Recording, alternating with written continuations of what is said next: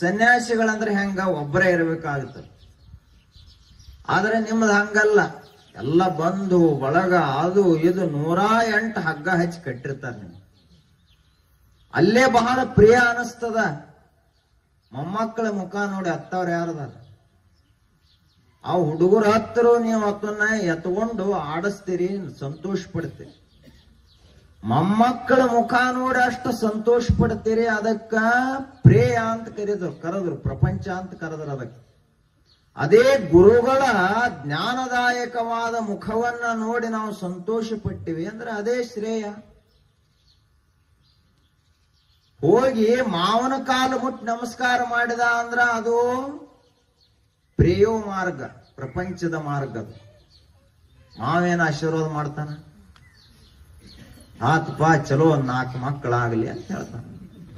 ಅದನ್ನ ಬಿಟ್ಟು ಅವ್ ಮಾಡಾವೇನದ, ಅವನ ಕಡೆ ಐತೆರಿ ಏನು, ಅವನು ಅದನ್ನ ಮಾಡ್ಯಾನ, ಇವಾಗೂ ಅದನ್ನ ಹೇಳ್ತಾನ.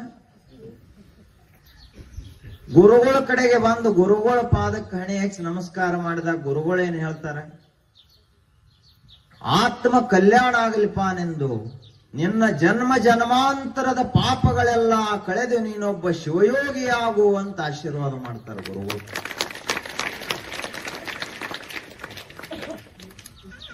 ಅಲ್ಲಿ ಹೋದ್ರ ಹಂಗದ, ಇಲ್ಲಿ ಬಂದ್ರೆ ಹಿಂಗದ. ಅದಕ್ಕ ಶ್ರೇಯೋ ಮಾರ್ಗ ಮತ್ತು ಪ್ರೇಯೋ ಮಾರ್ಗ ನಮ್ಮ ಮುಂದಿರುವಂತ 2 ದಾರಿಗಳದಾವ. ಒಂದು ನಡೆದಾಡಿದ ದೇವರ ದಾರಿ ಅದ, ಇನ್ನೊಂದು ಪ್ರಪಂಚದ ದಾರಿ ಅದ. ಪ್ರಪಂಚದ ದಾರಿ ಹೇಳಿ ಕೇಳಿ ಹೋದ ನಮ್ಮನ್ನ ತಗ್ಗಿನಲ್ಲಿ ಒಗಿತದ. ಪರಮಾರ್ಥದ ದಾರಿ ತಗ್ಗಿನಲ್ಲಿದ್ದಂಥವನನ್ನು ಆಕಾಶದೆತ್ತರಕ್ಕೆ ಏರಿಸ್ತದ. ಅದು ಶ್ರೇಯೋ ಮಾರ್ಗ, ಕಲ್ಯಾಣಕಾರಕವಾದಂತಹ ಮಾರ್ಗ. ಸಕ್ಕರೆ ಬಹಳ ಸಿಹಿ, ಯಾಕ ನಮಗದು ಹಿಡಿಸ್ತದೆ. ಯಾರು ಬೇಕಾದಷ್ಟು ಶುಗರ್ ಆಗಲಿ ಮನೆಯೊಳಗ ಗುಲಾಬ್ ಜಾಮೂನ್ ಮಾಡಿದ್ರು ಅಂದ್ರೆ ಮುಗಿದ ಕೆಲಸ.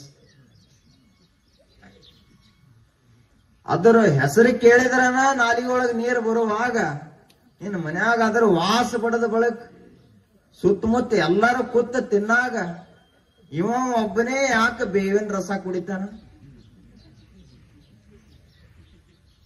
ಅವನಿಗೆ ಏನ್ ಹಿಡಿಸ್ತದ ಅಂದ್ರ ಅದು ಹಿಡಿಸ್ತದ ಸಿಹಿ. ಆದ್ರ ಅದನ್ನ ತಿಂದ ಆದ್ರ 3 ದಿವಸಕ್ಕೆ ಹಲ್ಲಿಗೆ ಬಡಿಸ್ಕೊಂಡು ಹೋಗಿಬಿಡ್ತಾನ. ಅವನಿಗೆ ಯಾವ್ದು ಹಿತ ಅದ?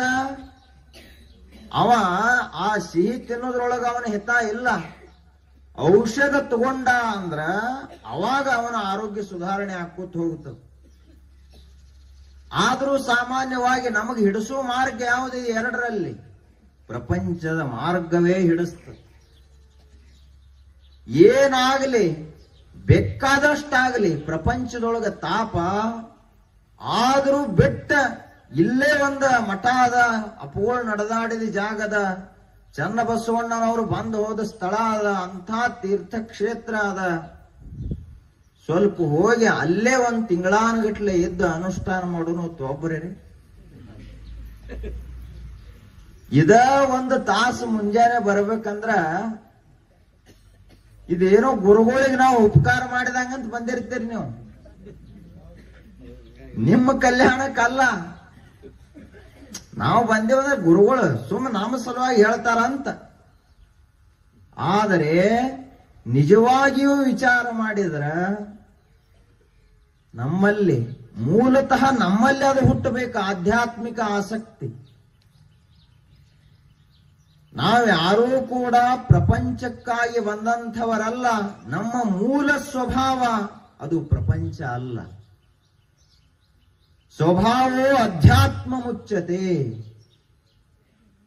ಮೂಲ ಸ್ವಭಾವ, ಸ್ವ ಅಂದ್ರ ತಾನು, ತನ್ನ ಮೂಲ ಸ್ವರೂಪ ಯಾವುದದ ಅಂದ್ರ ಅಧ್ಯಾತ್ಮ ಅದನೇ ಹೊರತು ಪ್ರಪಂಚ ಅಲ್ಲ.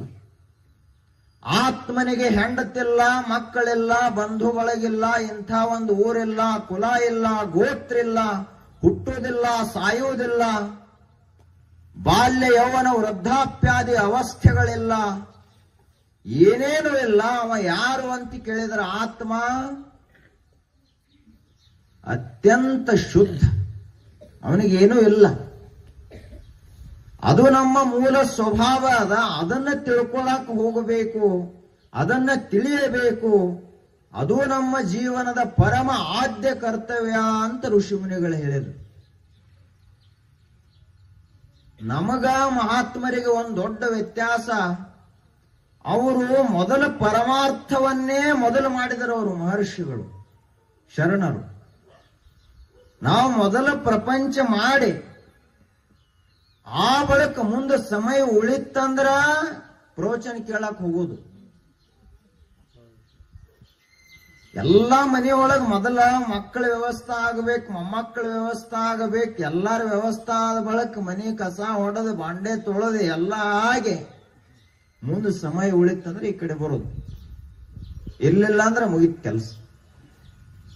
ಋಷಿ ಮುನಿಗಳು ಶರಣರ ಹಾಗೆ ಮಾಡಲಿಲ್ಲ. ಮೊದಲ ಪರಮಾರ್ಥ, ಮೊದಲ ಜಪ ತಪ ಧ್ಯಾನ ಯೋಗ ಪ್ರಾಣಾಯಾಮ ಇವೆಲ್ಲ ಮಾಡಿದ ಬಳಿಕ ಉಳಿತಂದ್ರೆ ಮುಂದೆ ಪ್ರಪಂಚ, ಇರ್ಲಿಲ್ಲ ಅಂದ್ರೆ ಇಲ್ಲ.